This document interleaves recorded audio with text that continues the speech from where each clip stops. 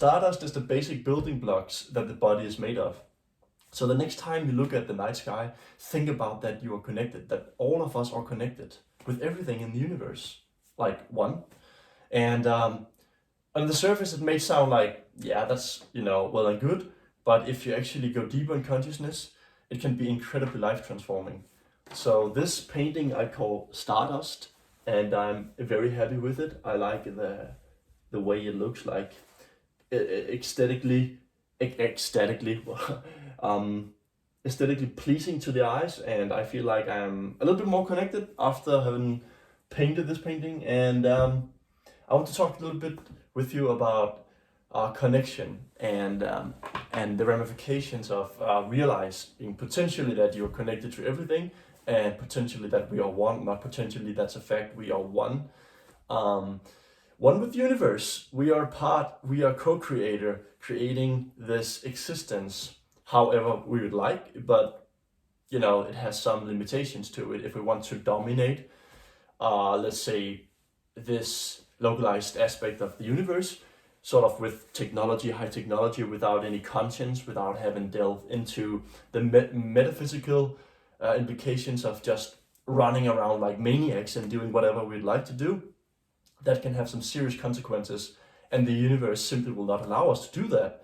But on a deeper level, let's say on a spiritual level, if you realize that you are literally one with the universe, it has once again, some exceptionally life-transforming effects on your consciousness, also on your body as well, because everything is connected again. So if you make the necessary changes in your mind, in your consciousness, the physical body will follow afterwards. That's why it's so potent to let's say meditate or go for a walk in the forest, on the beach, and feel like send out the intention of wanting to connect, asking for help if you believe in God or something, asking for help, because in that way you will surrender to a higher power. It doesn't have to define the power.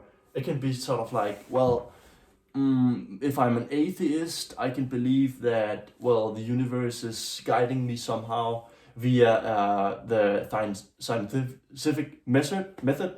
Or it can be like, if you are Christian, you can pray to God, or you can, if you're more spiritually oriented in the New Age sense, you can be more like, well, let's go and meditate, let's go to a retreat, let's do something, read a book about, Eckhart Tolle or something, and maybe even take psychedelics, and you will be exposed to a realm, a dimension of reality that you could not even have considered or dreamed of before that, because it's like, it's very deep whenever you begin to open your heart, or begin to open your heart to bigger possibilities out there. So I want to talk a little bit about intention and how intention can transform your life.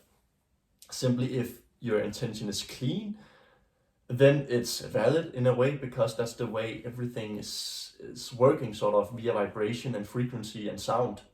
So if you have a low vibration, obviously you feel like you are tense, fixed, static, or like in a position of, it's difficult to move in the world, it's difficult to accomplish my goals and dreams, maybe it's difficult to find a partner, it's difficult to connect on a deeper level with my family, because I feel like gravity has a very tense weight on my shoulder. So I feel like physically almost like an ice cube, But when you increase your vibration, you feel lighter, almost like you're becoming light, actually photons. You're becoming more expansive in the way of your thinking, of your mindset, of your open-mindedness, according to everything in surroundings. You're generally speaking, more open-minded to more radical ideas about how the universe might work, actually.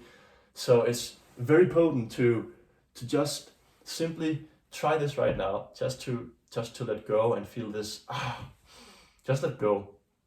And then you will see that, well, the mind might try to come back and throw a stone in the bushes, something, and that can distract you, because our thoughts and emotions, literally in most cases, are controlling our life on autopilot. So we'll wake up in the morning, we'll do the same routine, the same habits, day in and day out, without even knowing about it. So the key sort of to break this rhythm, this circuitous, just perpetual sameness, which is sort of breaking free from the conservative mind a little bit to become a little bit more liberal and progressive in your thinking, which is, it can be dangerous, but it can also be very transforming, because you will grow and reach a higher order of understanding, of insight in life. And that can be very, very beneficial and also practical when it comes to achieving goals and, you know, in relationships, in your personal life, but also in your business life, or whatever it might be, you know, your career. So it is to let go, and yes, the mind will sort of throw a stone in the bushes to distract you, because that's what we've been used to doing, distracting ourselves, or in other words, lying to ourselves constantly. But if you can sort of try and let go right now, just to, you know, I'm just surrendering. And it doesn't matter if it's difficult for you to do it in the first, let's say 100 times. It was definitely exceptionally difficult for me to do it in the beginning, because I felt like I had so much internal trauma within myself. So it was difficult to be honest with myself and to sort of let go truthfully, authentically. But practice makes better, or as you could say, practice makes perfect, but nothing is perfect. But you know, you can begin to surrender right now, and just, if it's not completely authentic, just so be it. It will improve slowly but surely. So let's surrender right now. Any ideas about yourself, it could be about your depression, it could be about your anxiety, about that you're not fitting in, somehow have difficulty with achieving something in your life that you would like to accomplish, it could be literally anything. Just let it go, and let the present moment be your grounding position, or let's say the only object of interest right now is the present moment, and you don't have to think about it. You can just be like, okay, I'm just letting go, you know, and begin to connect with your body. It could be your body parts if it's difficult to connect with it. Scan through your body and find, like, it be your hands, like the most energy flowing through your hands. Maybe you can feel that more intense. And then begin to expand this sense of connectedness with yourself initially. And then when you feel comfortable with that, when you feel grounded and you feel a little bit more, I feel at ease, enoughness, a sense of marinating in just what is, like, once again, that can be an experience of peace. Then you can begin to expand that sense and intent that you want to connect with your surroundings around you. It can be your partner, it can be your cat, it can be literally anything, a tree when you go for a walk in the forest, it can also be a painting, right? I'm connecting with my paintings all the time when I paint and do that, because then I feel more like I'm sort of channeling something higher than myself. Once again, to let go of the ego, because I'm not interested in the ego. So what we're interested in is to actually become less selfish, but more selfless. In that way, you will automatically begin to feel this expanded sense of living, of being enough, and that will auto-correct and actually even make your life more worth living, generally speaking. So just try and let go, and do it every single day as much as you can.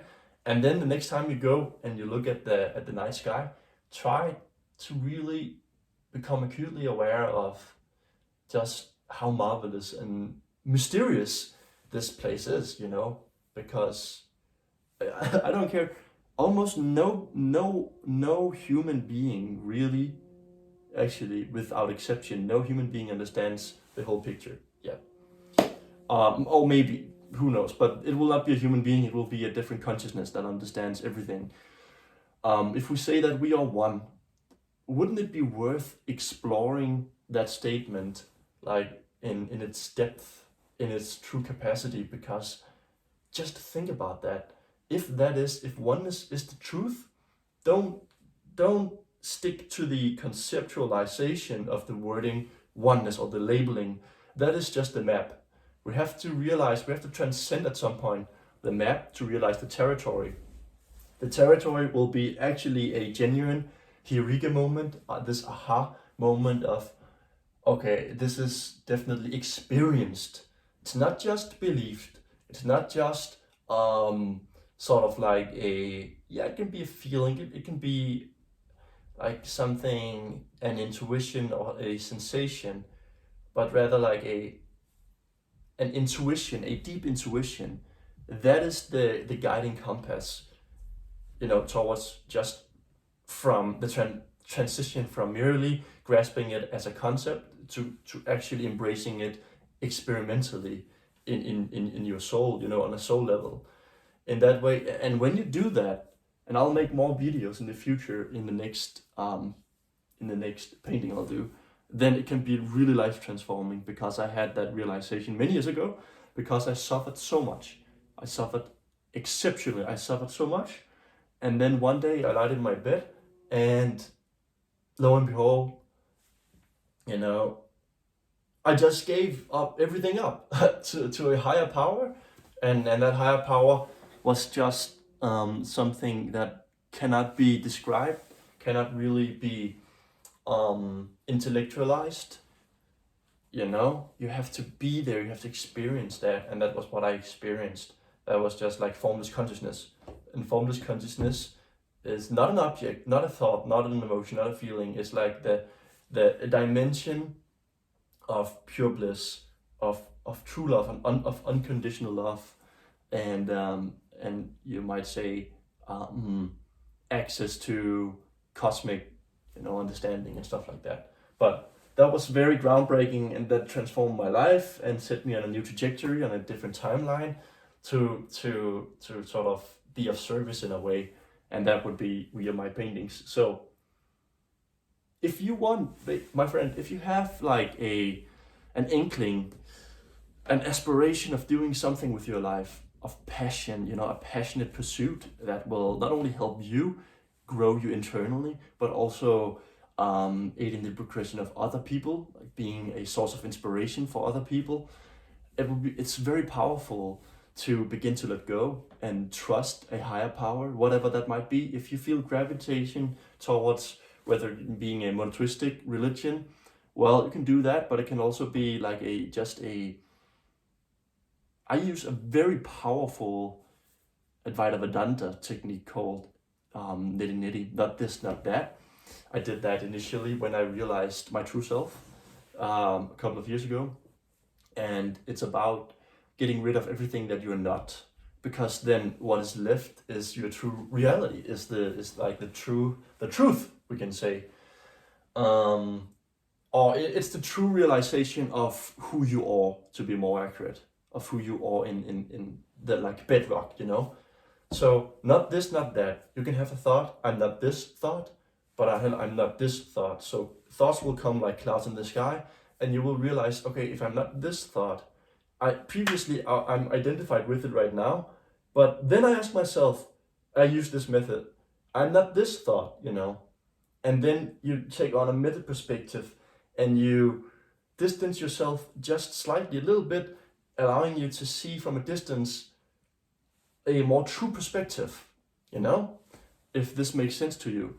But the true perspective will be, okay, so if I'm not this thought, what am I then, And that's exceptionally powerful. I'm not this feeling, I'm not this emotion, because then you will sort of disassociate yourself from everything you thought you were, all the wordings, all the labels, everything you have attached to yourself, me, And then you will realize that I'm expanding my sense of identity to encompass more and more, deeper and deeper systems. And that's the way to become more one with the universe, to be more like in connection with everything around you. And this applies to literally everything in life.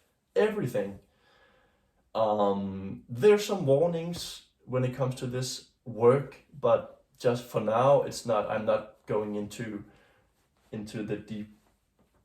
the depth of it quite yet, but that's really it, my friend. I hope this video helped you out, and I love you. And once again, go and check out my website. It's flintart.com. Buy a painting if you want that, or just feel inspired. I just want to be a source of inspiration for you. If maybe you're painting yourself, congratulations. Send me your painting in a comment section. Could be that. Can also be like writing me a personal message, and I would love to see your paintings.